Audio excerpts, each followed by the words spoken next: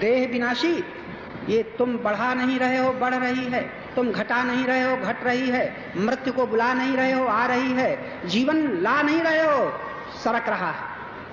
ऐसा दर्शन जो करता है वो सत्संगी।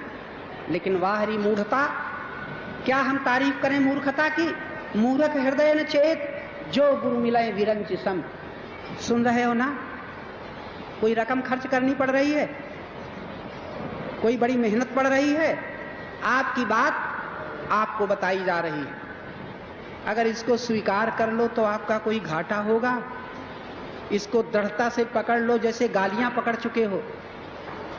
भाई भाई गाली लड़ पड़े, सास बहू लड़ पड़ी, बहू से 3 शब्द बड़े कड़े निकल गए, सास ने बहू को डांट दिया, 12 बरस हो गए नहीं भूलते हैं, ये हमें कहा था, ये कहा था।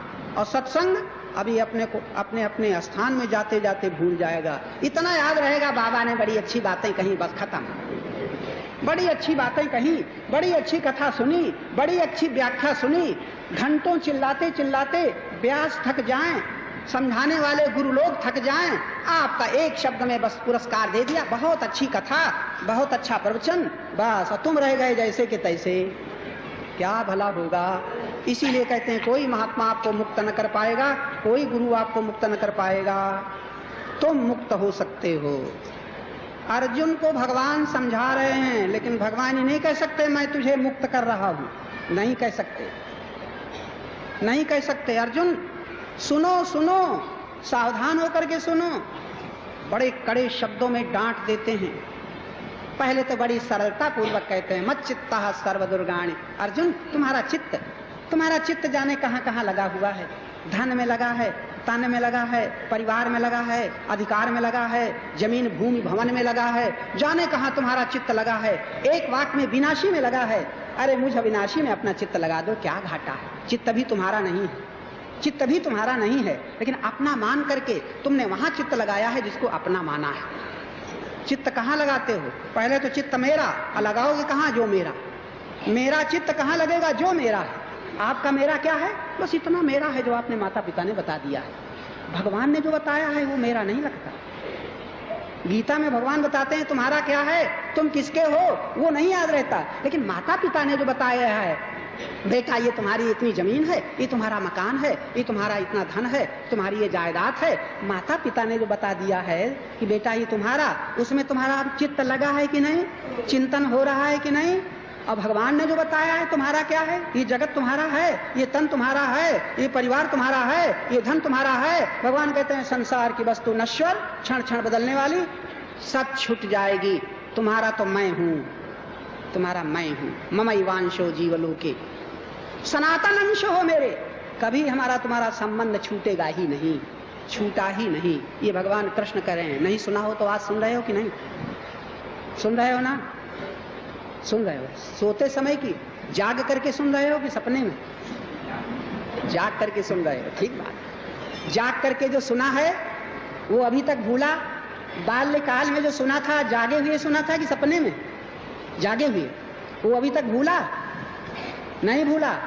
और भगवान ने जो कहा वो याद रहा। जिस दिन याद रहेगी उस दिन वाह वाह। कहां, वियोग के समय वाह वाह, हानि के समय में वाह वाह, मृत्यु के समय में वाह वाह। क्या याद आएगा, जाने वाला नहीं, रहने वाला। जाने वाला वो है जिसको जाना है, रहने वाला वो है जो परमात्मा है। एक शब्द में फैसला। रहने वाला परमात्मा, जाने वाला जगत। जगत की वस्तु जाने वाली है। बड़ी खुशी मनाओ, मिल गई इतने दिन, यही कहां से कम, यही कहां से कम। एक मैंने कहीं कहानी पढ़ी थी, 3 महात्मा थे, एक गुरु के शिष्य, और वो जहां जाते थे उनकी एक साधना थी, बड़ी विचित्र साधना थी। मैंने कहानी कथा पढ़ी थी कहीं। वो साधना थी कि वो जहां जाते थे बड़े मस्त हंसते रहते थे। सड़क में खड़े हो जाएं, हंस रहे। उनको हंसते देख करके जो कोई देखता था खड़ा हो जाता था। जब खड़ा हो जाता था तो और जोर से हंसते थे। जब वो हंसते थे तो खड़े होने वालों को भी हंसी आ जाती थी। हंसी ही हंसी चलती थी। बीच में जब कोई पूछता था कि बाबा तुम ये तो बताओ हंस कह रहे हो, हंसते हंसते पूछता था तुम हंस कह रहे हो, तो वो पूछता था कभी तुम रोए भी हो, तो तुम बता दो तुम रोए क्यों हो, रोए क्यों हो। अगर हमसे पूछते हो हंस क्यों रहे हो तो तुम बताओ तुम कभी रोए हो। अगर कोई कह देता था हाँ, तो पूछता तुम रोए क्यों हो? तो रोए तब है जब हमें दुख हुआ है। तो पूछता दुख कब हुआ है? जब हमारा कुछ छिन गया है। छिन गया है तो तुम्हारा छिन क्या गया है? हमारा छिन गया है कभी खिलौना, हमारी छिन गई है कहीं डिग्री, हमारी छिन गया है कहीं धन, हमारा छिन गया है कहीं सम्मान, हमारी छिन गई है कहीं कीर्ति, हमारी छिन गई है कहीं संबंधी, वहां वहां हम रोए हैं।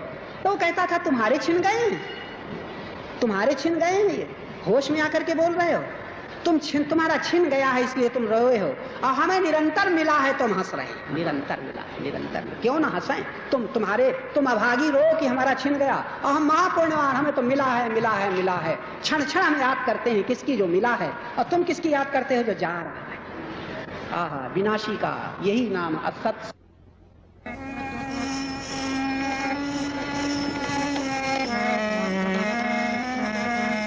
सोचो जिससे सब कुछ मिलता, भगवान उसे ही कहते हैं, भगवान उसे ही कहते हैं। जिसमें सब जो सब में परिपूर्ण महान से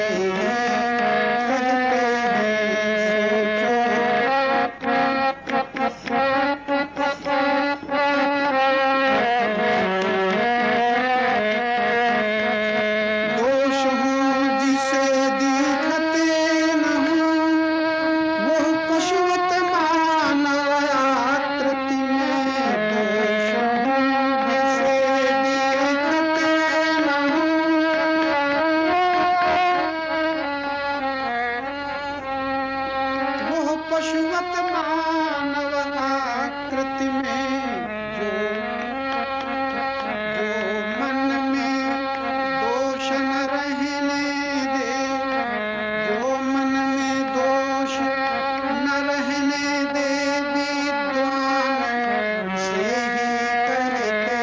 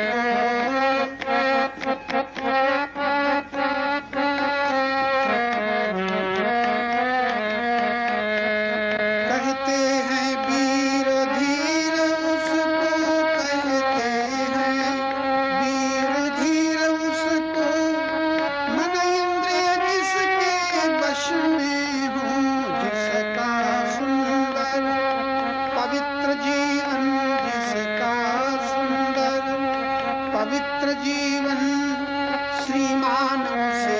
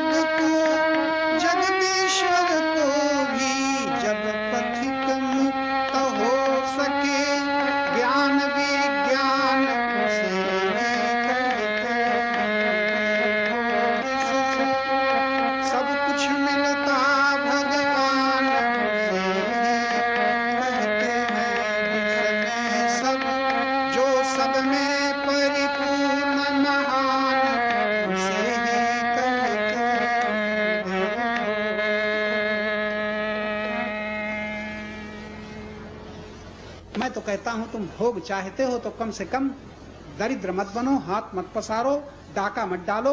सुखी होने के लिए किसी का धन हमें मिल जाए, किसी का अधिकार मिल जाए, किसी की जैसे कपड़े चुरा करके मिल जाएं या जबरदस्ती छीन करके मिल जाएं, अरे छीनने से, झपटने से, मांगने से जो मिलेगा उससे तुम्हें तृप्ति न मिलेगी।